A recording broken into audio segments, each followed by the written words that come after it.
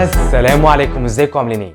من المميزات الجديده لشركه ميت اضافتها الواتساب، وهي ميزه القنوات اللي لو كل واحد فيكم استغلها بطريقه صحيحه هتفرق معاك جدا في مجاله. سواء مثلا انت بتبيع منتج وبتقدم خدمه وعندك محتوى تعليمي او ترفيهي بتعلن عنه، لو استخدمتها بالطريقه المظبوطه هتفرق معاك كتير جدا. فانا مثلا بستخدم الواتساب بشكل عام في اداره الخدمات المدفوعه للعملاء اللي شغالين معايا، وهستخدم القناه دي بشكل خاص للاعلان عن الخدمات المدفوعه اللي انا شغال فيها، زي اداره الصفحات وعمل اعلانات المموله، زي الجرافيك ديزاين والتصوير، زي تصميم مواقع. فدي كلها خدمات انا شغال فيها، هبدا اعلن عنها في القناه دي.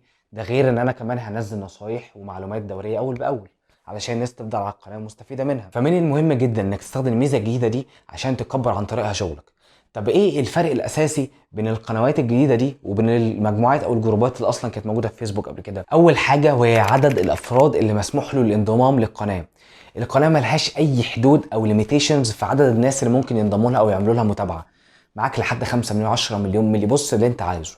انما الجروب محدود، اقصى عدد ممكن يخش جروب بعد تحديثات فيسبوك كمان هي 1024 عضو. تاني حاجه عندك موجوده في القناه وهي انك اول ما تخش في القناه تقدر تشوف منشورات لحد 30 يوم فاتوا، على عكس الجروب اول ما بتخش فيه بعد كده لما يبداوا ينزلوا تبدا تشوف، انما مش هتشوف اي حاجه نزلت قبل ما انت تخش الجروب. تالت ميزه في القناه وهي حاجه ليها علاقه اكتر بالخصوصيه، وهي ان اي حد متابع للقناه ما يقدرش يشوف بقيه ارقام المتابعين ولا حتى ارقام المسؤولين في القناه. انت بتخش تشوف المحتوى بس، مالكش اي اكسس او رؤيه للارقام الموجوده على القناه دي. على عكس الجروب تقدر تشوف ارقام كل الناس المنضمين للجروب وتقدر تشوف كمان ارقام المسؤولين. ده غير ان في القناه الشخص الوحيد اللي يقدر ينشر فيها هو المسؤول فقط، وبقيه المتابعين بيقدروا يتابعوا المنشورات اللي هو بينزلها. على عكس الجروب المسؤول والاعضاء كلهم يقدروا ينشروا في الجروب. ده طبعا ده اذا ما كانش المسؤول يعني مانع الحته دي وسامح نفسه بس هو اللي ينشر، انما في الطبيعي الاعضاء اللي في الجروب كلهم يقدروا يشاركوا فيه. اخر حاجه وهي ان القناه تعتبر عامه، اي حد يقدر يتابعها، انما الجروب يعتبر خاص ومحدش يقدر يخش فيه الا لما حد يبعت له اللينك بتاعه علشان يقدر ينضم. دي كانت الاختلافات الاساسيه ما بين القناه وما بين المجموعه. تالي بقى كفايه كده شرح نظري ونخش بقى في العمل على طول. فيلا من غير كلام كتير بقول ان انتوا تبدا انزل روق عليا بلايك واشتراك جميل في القناه وهات كوبايه شاي بتاعتك علشان تروق وتعالى لي عشان نبدا الفيديو.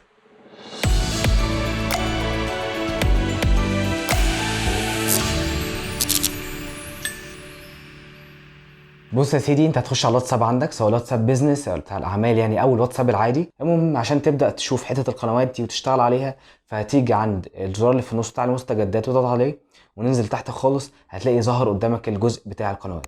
دي كلها قنوات انت تقدر تخش وتتابعها، تمام.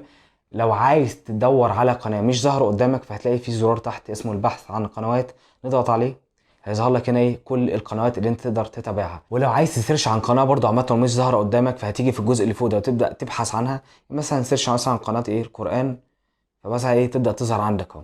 لو عايز تتابع بقى اي قناه هتلاقي من علامه الزائد اللي في الجنب دي نضغط عليها كده.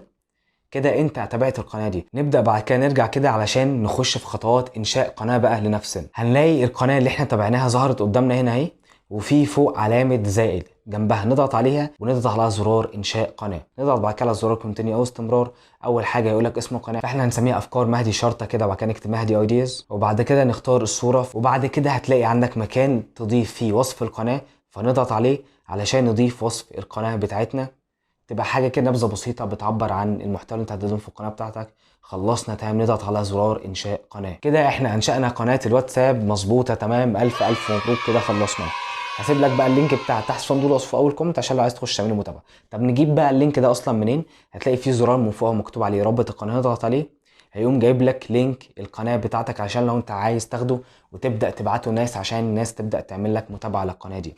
فانا هحطه لك جنب لينك صفحه الفيسبوك في صندوق الوصف وتحت في اول كومنت. وعامه بالمناسبه انا حطيت دلوقتي في صفحه الفيسبوك رقم الواتساب بيزنس بتاعي عشان لو محتاج تخش تكلمني في شغل. وكده كده انت لو محتاج اي استفسار فبتقدر تكلمني برضو على صفحه الفيسبوك، تمام كده.